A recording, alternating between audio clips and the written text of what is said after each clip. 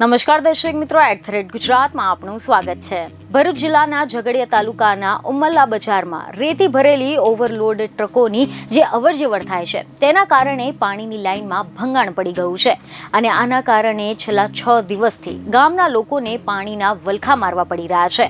ત્યારે આ અંગેની જાણ થતાં સાંસદ મનસુખ વસાવા તરત જ ગામમાં પહોંચી ગયા હતા, જ્યાં તેમને પ્રજાના નામે અધિકારીઓ અને પદાધિકારીઓનું રેત ભૂમાફિયા સાથે સેટિંગ હોવાનું ઠીકરું ફોડ્યું, જેના કારણે ફરી એકવાર તેઓ ચર્ચામાં આવ્યા છે। ખબરો એવી મળી રહી છે કે ઓવરલોડ વાહનોના કારણે ઉમલ્લા સહિત આસપાસના ગ્રામજનો હેરાન પરેશાન થઈ રહ્યા છે। રાજપીપળાથી લઈને ભરૂચ સુધીના રોડની સાઈડમાં રેતીના મોટા મોટા ડુંગરો ખડકી દેવામાં આવ્યા છે।